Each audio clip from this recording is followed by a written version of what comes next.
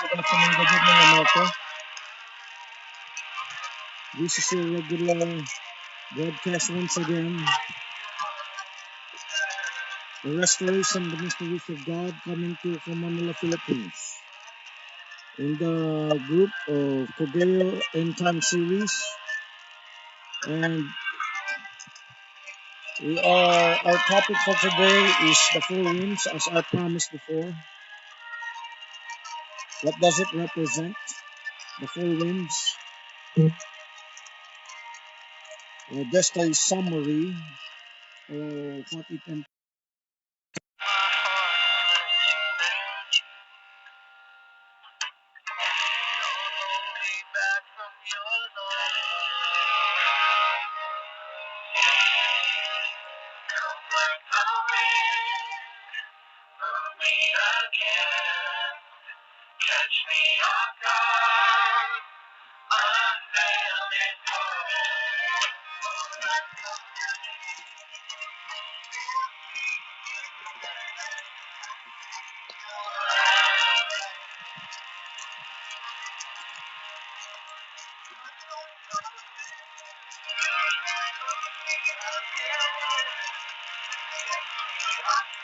Please invite your friends and brethren and even strangers or acquaintances. Join me in this opening prayer. Thank you, Lord, for this glorious time that we could praise Thee and worship Thee and glean upon Thy word.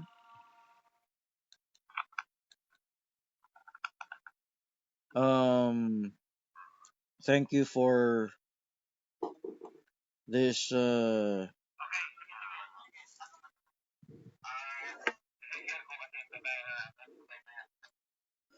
Thank you for this time of opportunity to glean upon Thy word and to know Your mysteries. And please anoint Your servant, put him behind You, as we are full of imperfections and weaknesses and shortcomings. You fill in the gap, you provide, you anoint every listeners right now that we may and feast upon Thy word. In Jesus' name we pray and thank Thee. Amen. Amen. So, what we're seeing right now, let's go back to the four winds. What we are talking about. The four winds. Last time we mentioned it, this was in. Um, Let me write them down. Last time we mentioned this was in Revelation chapter 9. The four angels were holding back the four winds. And as the angel four winds, I showed this illustration last time. That was in where? The four winds was in the Middle East. As the angels were holding back the four winds.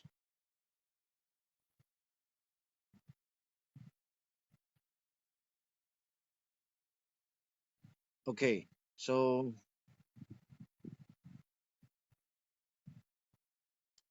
as the four angels were holding back the four winds, um,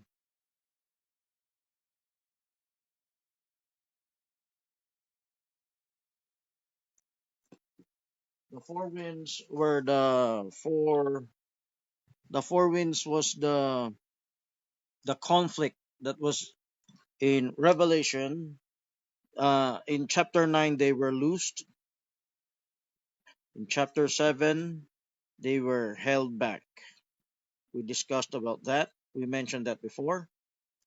We read about in Ezekiel 37, the four winds will give life back to the dry bones.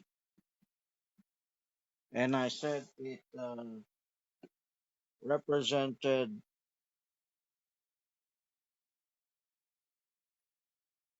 the resurrection. That all it types the resurrection, and the resurrection is the valley of dry bones.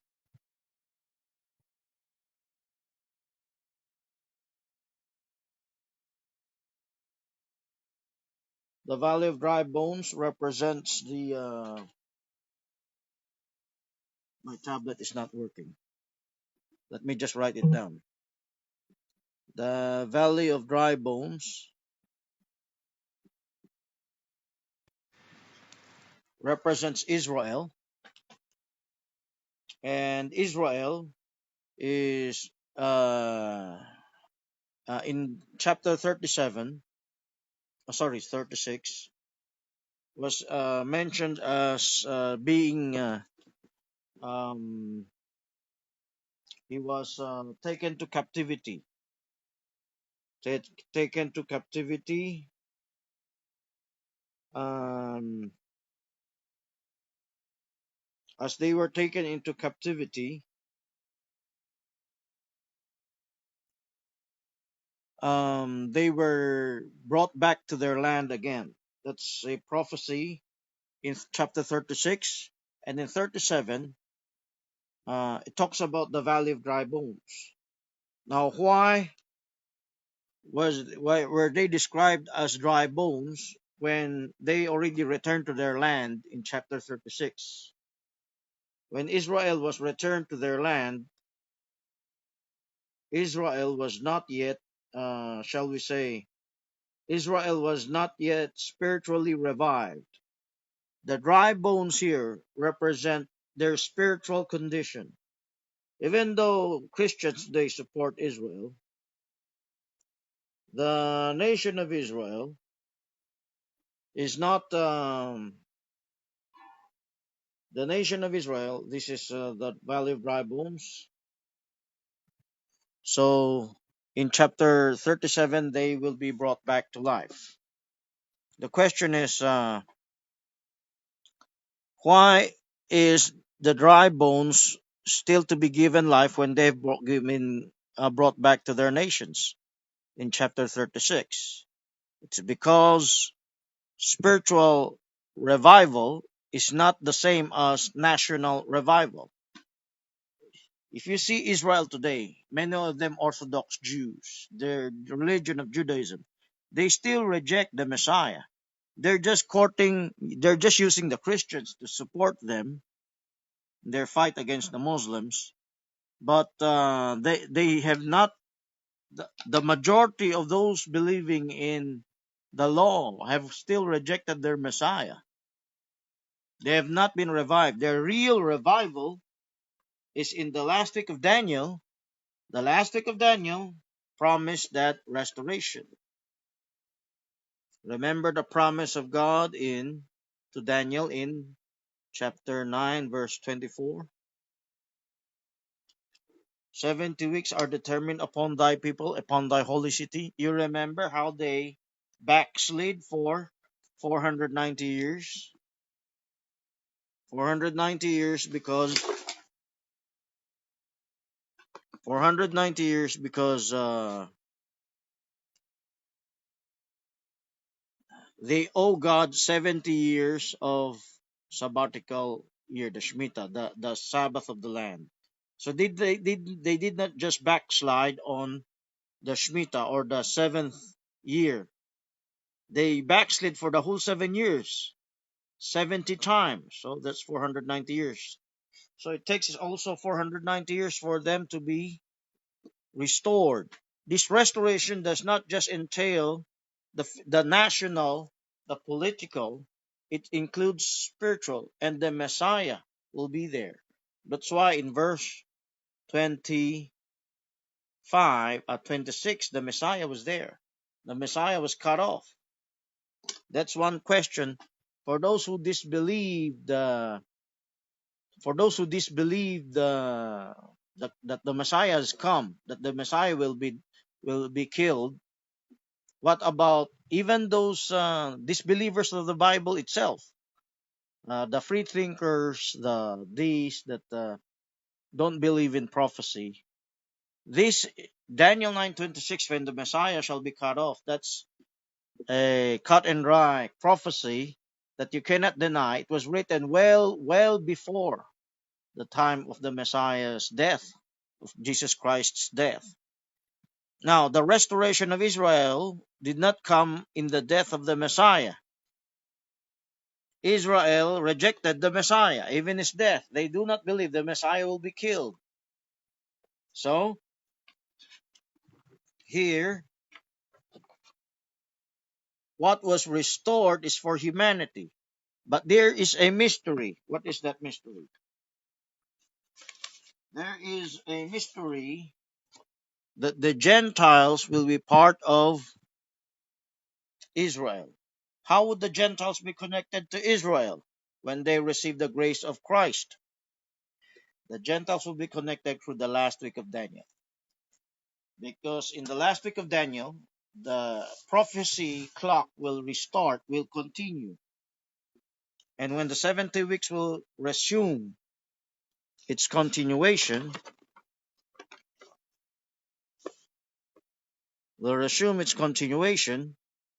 then the Gentile church will be involved. They're connected here. It will be all Revelation chapter 7, where the four winds were held back. Revelation chapter 7 mentions all nations, tongues, all from every tribe of every nation. They will come to know the Lord. And in the last week of Daniel, there will be through Christ will gather his elect from the four winds. It's not just Israel, it includes Gentiles, other nations that will be part of the nation of Israel. This is gathering of his elect from the four winds, from one end of heaven to the other. When he's together, that will be at the last part when Christ comes back and they were martyred and they will be resurrected. That's where the post-tribulationists get their scripture. This is Matthew chapter 24, verse 29 to 33. It is after the tribulation of those days, shall the Son come back, and he will gather his elect from the four winds. Now, what is this four winds? Simply, the four winds, if you put it literally, there are four winds on earth: the northerly wind, the southerly wind, the westerly wind, and the easterly wind. Since the earth is turning on its axis, there is the east and west wind, but there's the northerly and southerly wind. These interactions make up the four seasons that make up the law. And God is showing us something deeper. The four winds represent conflicts, represents the, it says in Ezekiel, it will give resurrection, from what I played in the song, come like the wind. It's the Holy Spirit for the believer. The Holy Spirit has been described as a wind, but that's for the church. What about for Israel? As I said, in the resurrection of the valley of dry bones, let me show you the illustration again. In the valley of dry bones, where they got resurrected, when their sinews got returned to their bones, the muscles, the flesh has been restored back. It's not just symbolical Israel, it's a literal event. It's the resurrection. And they will coincide here in the rapture of the saints after the tribulation. There is rapture of the saints here. There's also rapture of the saints before the tribulation. Before the tribulation, there is also a rapture of the saints. So, if so, Gentiles will receive their life alongside with Israel as a nation spiritually. Now they had the two prophets at the beginning of the last week of Daniel, but it does not mean they are fully restored yet. The full restoration would come from in the millennium. In the millennium. So if full restoration would come in the millennium, um,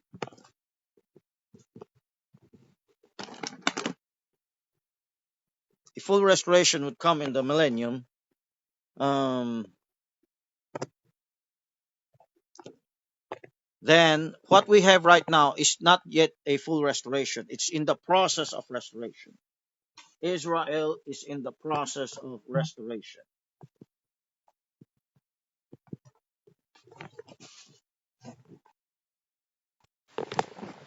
Let me fix. Ah,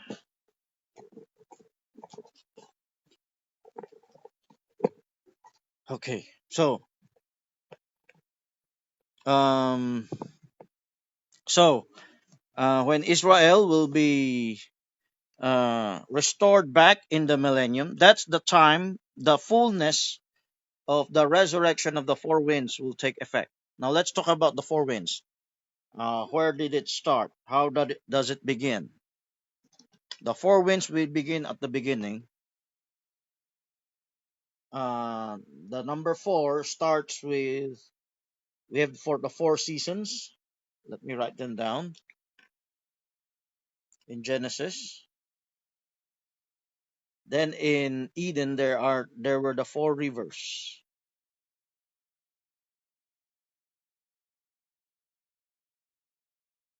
that came out of Eden. It went into four directions after Eden, and which watered the desert parts of Arabia. I think I downloaded a picture for that, just for an illustration. Can't find it.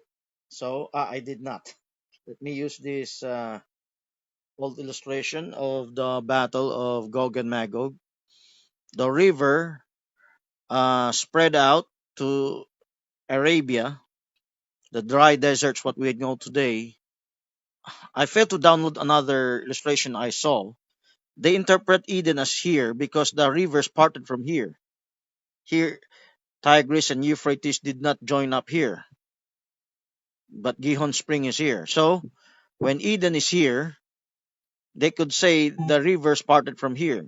But that's an interpretation of some denominations that say because of the river, they're tracing the course of the river. But the flood of Noah, everything changed course. It's like apostasy when man fell. But we know that Gihon Spring is near the temple here. So if Gihon Spring is here, the original location of of Eden is the same location of the temple, or where Jerusalem was, where the Garden of Gethsemane was. But we're gonna tackle that next time. Let's focus on the four. We have the four rivers from the four seasons. Then the four winds was mentioned. Vav Israel. The four winds was mentioned not just in Daniel. In Daniel 9:24 is the 70 weeks. In Daniel chapter 7, the four winds strove upon the great sea. We read 1 and 2. The four winds strove upon the great sea. So this is the great sea, the Mediterranean Sea. Let me find a bigger map.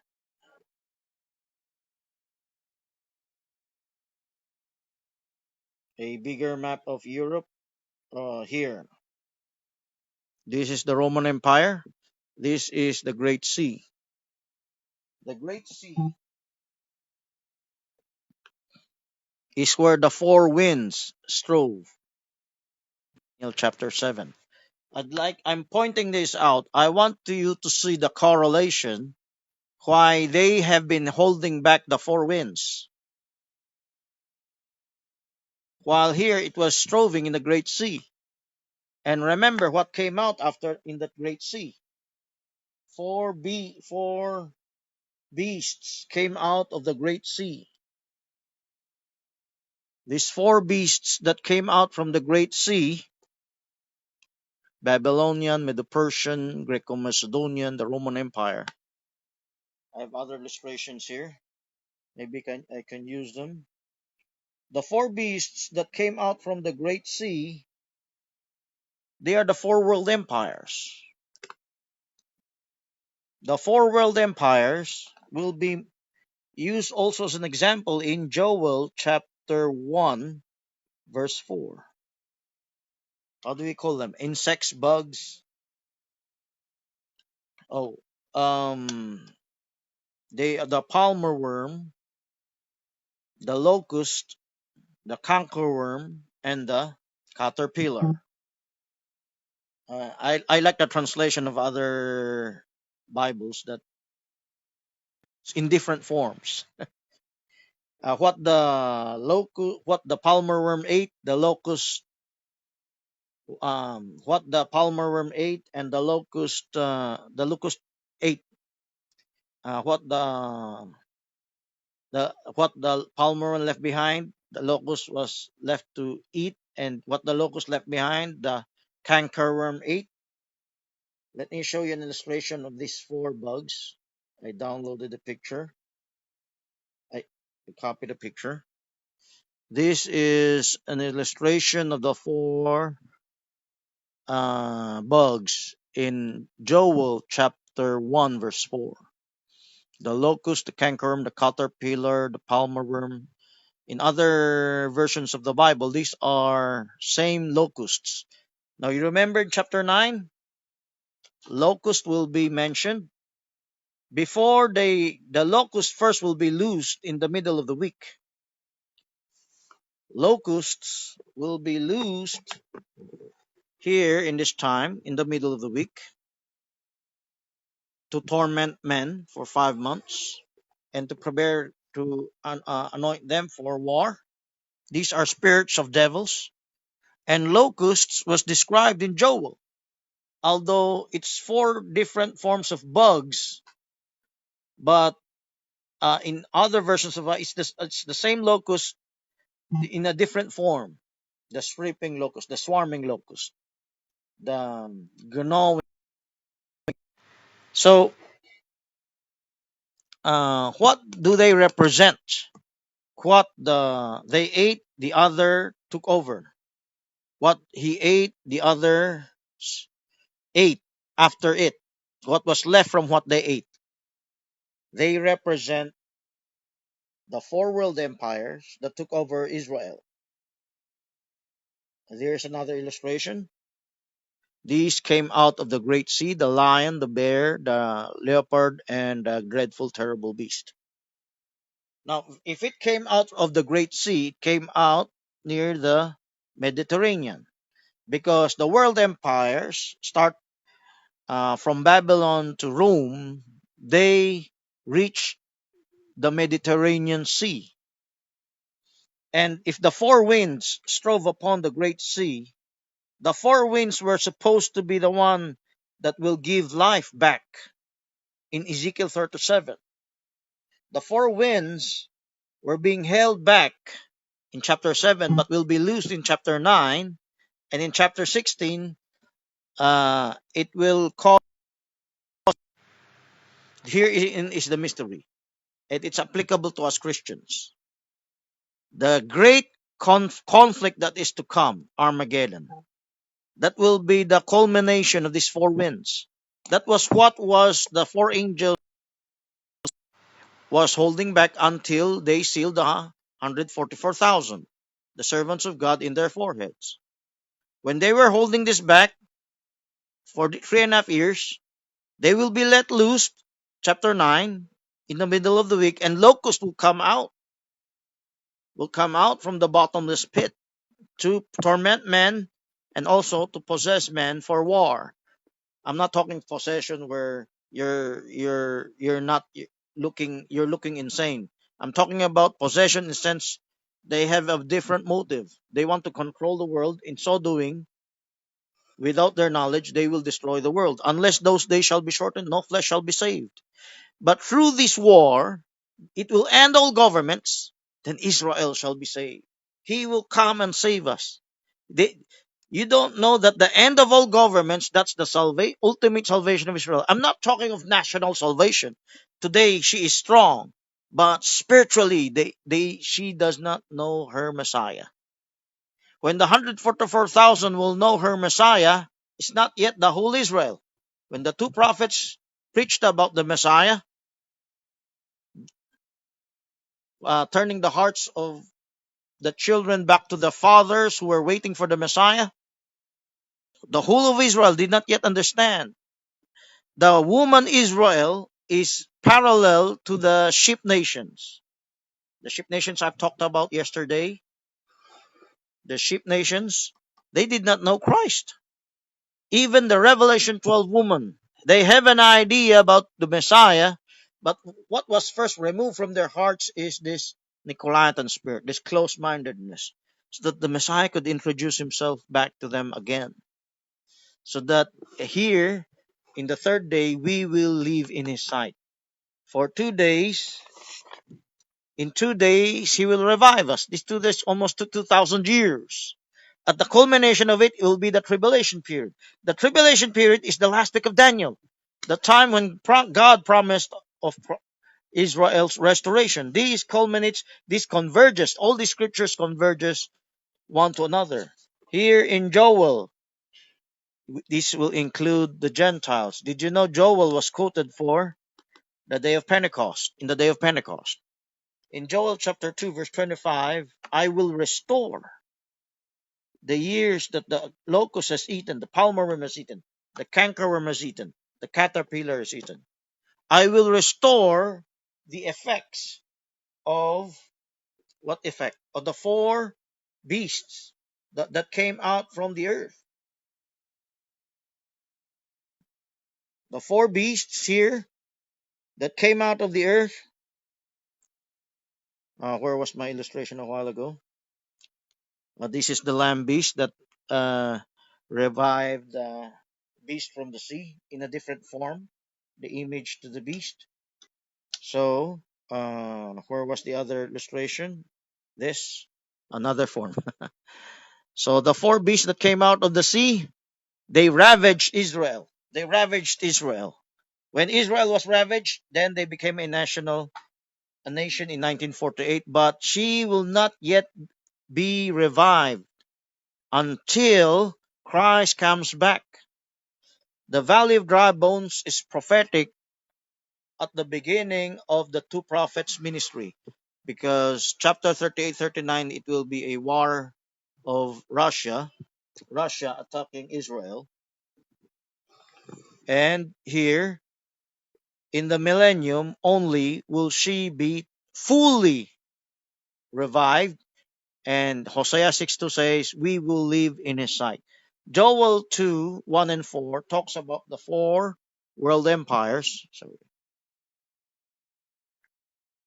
the four world empires. And they did not know through these world empires. Did you know that God allowed Babylon to take over Israel because of chastisement? The Jeremiah was imprisoned because he was thought of as traitor. Why? The prophecy of Jeremiah was submit to Babylon. Do not rebel against her. Who was the king Zedekiah, who was coaxed by Egypt. Go against Babylon, rebel against her. We will support you. That was a false prophecy of Hananiah, or the prophet against Jeremiah, Hannah or Hananiah. And when they went against Babylon, they were destroyed. Here it is. This part of history where the 70 weeks started out, 70 years started out. This is the 70 weeks, this is 70 years. After this has been concluded, Daniel was questioning God. That's why he was given an answer of the 70 weeks. But here, Judah, the kingdom of Judah, was taken to captivity. It's part of God's chastisement. That's what we don't understand. As a Christian, sometimes God chastises you. You don't know it's for your own good. If you think you have done nothing wrong, like Job, still all those hardships and sufferings is for your own good. Sometimes what we see as adversity, it's part of the wind, the four winds that God will revive us with. God will restore us with. It will give us reckoning in our hearts how we should come back to God. So let's go to Christianity. Do we have an equivalent here in Christianity? And in Christianity, here in the book of Revelation, John had a vision. You see here the illustration of the four living creatures. The four living creatures, lion, calf. By the way, I need to see if this is blurred. Oh. I need your comments. Let me know if this is blurred. Okay. So let's continue.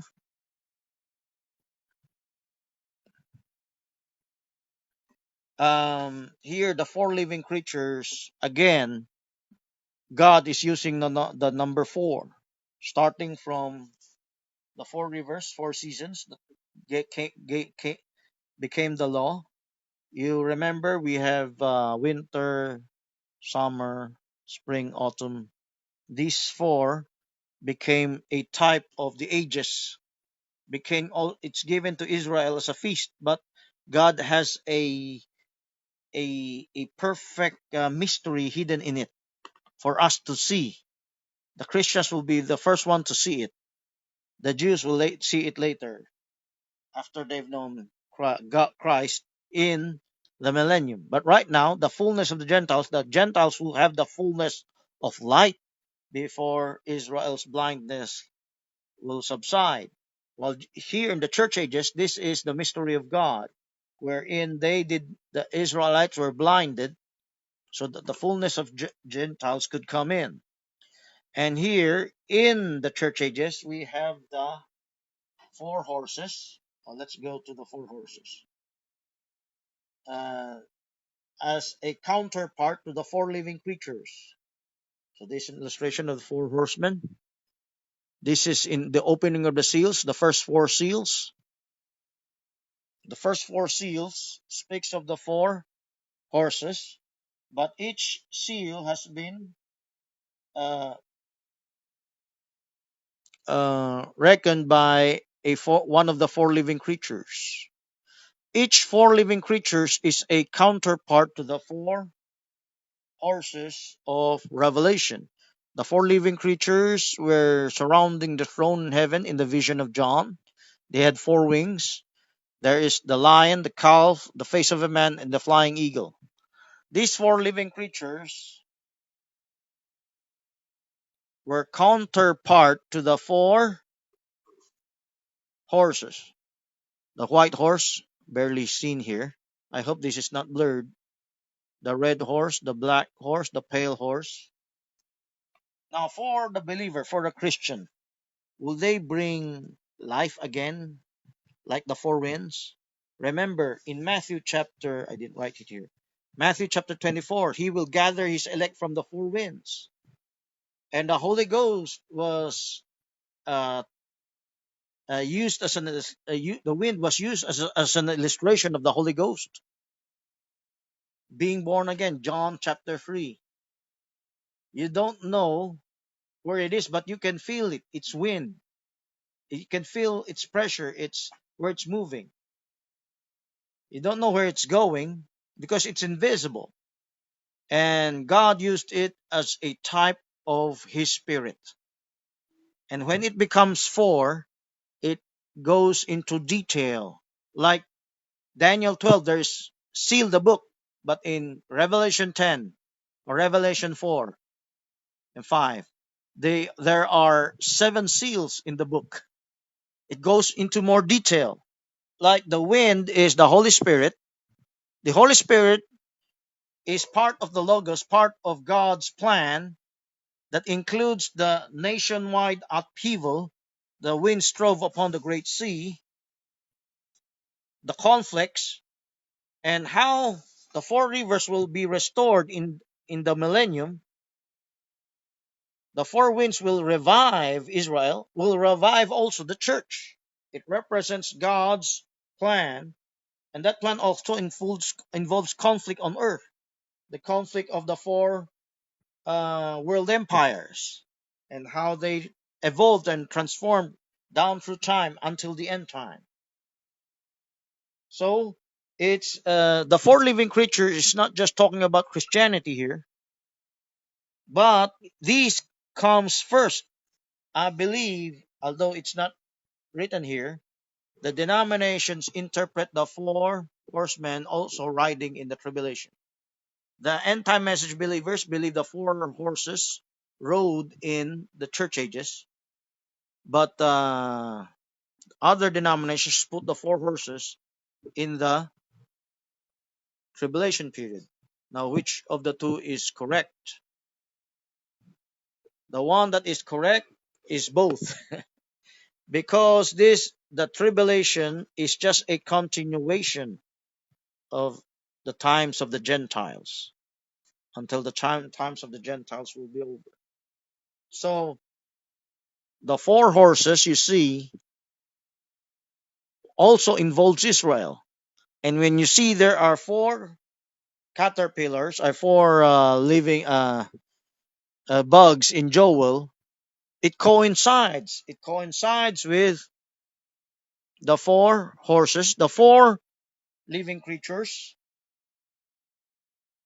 also type to the four gospels. Matthew like a lion, Mark like a calf, sacrificial, Luke like a man as a doctor, and flying eagle. The book of John is full of prophetic revelations and revelation about the Godhead. So the four living creatures, the four horses, parallels the four world empires, the four bugs, and God, when God said He will restore, eventually they will be restored. And when they are restored, Israel will know Christ, their Messiah again, and When Israel knows their Messiah again, Jesus Christ will be their Lord. Revelation chapter 14. Eventually, they will come to know me. So, um, in Matthew chapter 24, when Christ comes back down here on earth again, he will gather his elect from the four winds. Does that include Israel? Does that include, of course, the elect he's gathering are those that were martyred. But the Israel nation as a woman was hidden in the wilderness. That's Revelation chapter 12. So, the four winds that will revive Israel in Ezekiel is the same as in Daniel, the four winds that strove upon the great sea. And there's the promise of the 72 weeks. It's like the four rivers that were lost in Eden in the time of Adam. Remember, this was our discussion yesterday. The river that flowed in time of Adam, will be restored in the time of the millennium. And this is the illustration of the river, the great river. It's in Ezekiel 47, just after the blueprint of the third temple. So what else have I failed to mention? Let's talk about Christianity, because there is this four winds of restoring Israel. There is also this four winds in Christianity. What happened to the church? The church fell into apostasy, and there is this restoration. So the four horse riders, the four living creatures, do not just talk about the characteristic of Christ in the church. It's the characteristic of every believer in the church: a lion, a calf, face of a man, the flying eagle. From the time of the lion and the calf, there were the time of the apostolic era, and the from the apostolic era to the martyrdom. And from the martyrdom, there's the face of a man up until the flying eagle at the end time. There's a process of restoration, much like what I showed before. The here,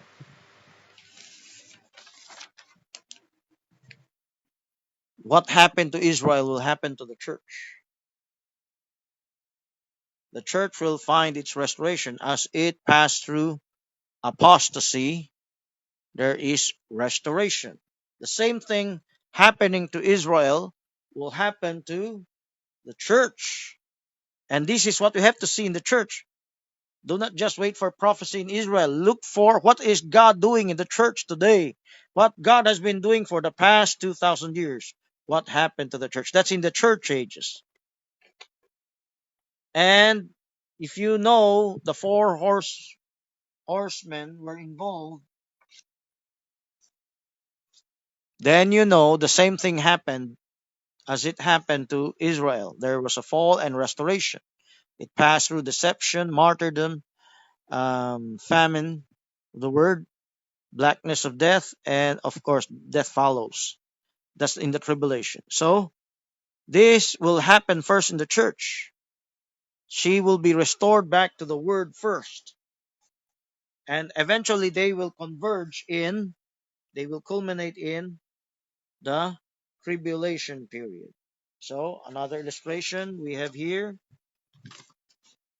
the bride tree.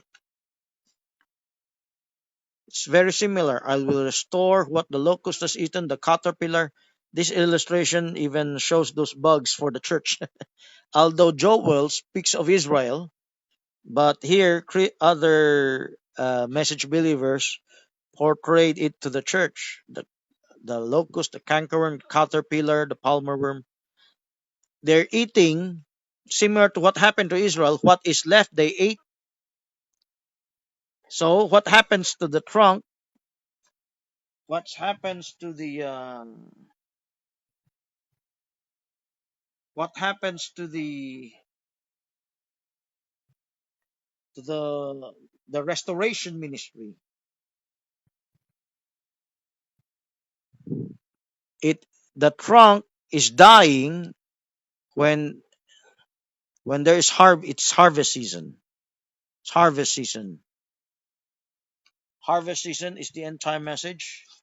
In its true balance, the word focused Berean to the word, the end time message, the bride who will feast upon the word, not controlled by denominations. These word, these shall we say, this restoration of the church coincides also with the restoration of Israel, and they will culminate. So there's the rapture of the church in at the end of this restoration, and there is the four winds being his elect gathered from the four winds here, the last part, where the third phase of the third resurrection, the last batch of those who will be the bride, those who will be their glorified bodied state. And what about national Israel? She will be restored. It coincides with that. Then comes the millennium. Then comes the millennium. Okay. So far, that's all I can remember what I've prepared. And I hope you'll ask many questions because Jeremiah had this vision of the four living creatures also, the four horses. This is a illustration of the resurrection. Of course, their depiction is after the tribulation of those days.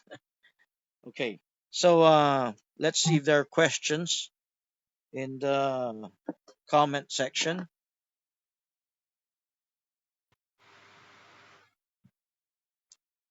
So blurred. Oh my goodness. So we have to make do what is blurred. Still blurred. Okay, no questions. I hope you would ask questions if this is are still blurred. Maybe I can give you a snapshot. Just ask from me personally. So let's have a closing prayer.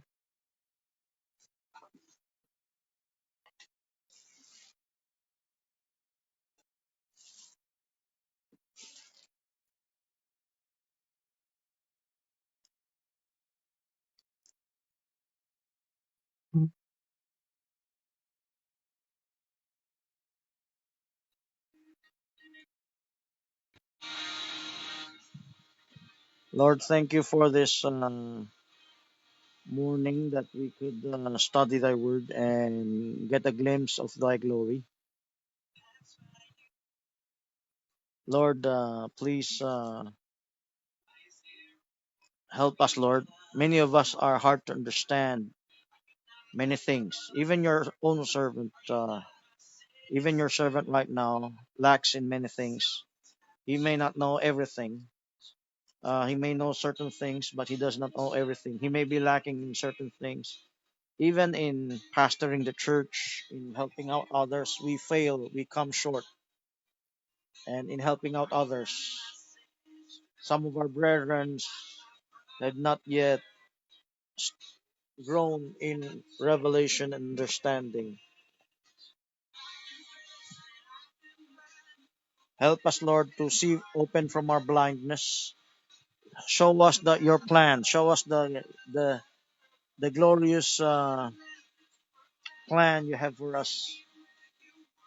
Revive us again, like you revived Israel, like you revived the church coming out from the dark ages. You restore the truths gradually. Bless us, Lord. Bless you, Lord. Praise thee for all thy wonderful works. We thank thee for all that those done. In Jesus Christ's name, amen. Amen. So let's greet some of our listeners. Greetings to Brother Michael Gutierrez. Greetings to Brother Hilton Thomas. Greetings to Brother Samuel Beltran Dumanum. Greetings to Brother Stephen L. Shelley. Greetings to Brother Marlon Morris.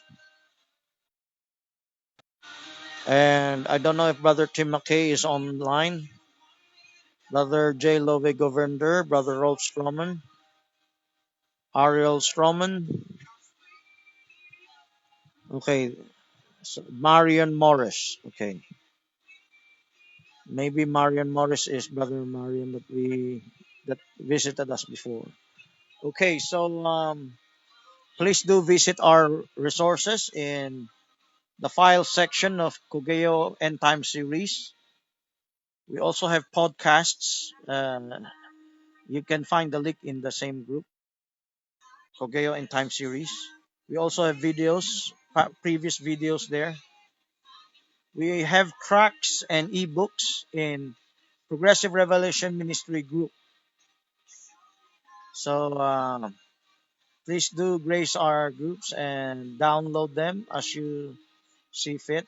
Of course, there are labels. There are tracks, ebooks, or databases. And if you have any special topic you wish us to discuss, let us know by these comments, or you may call my landline number in Manila, 825-20281. So God bless you all. See you again tomorrow, this same time. Amen.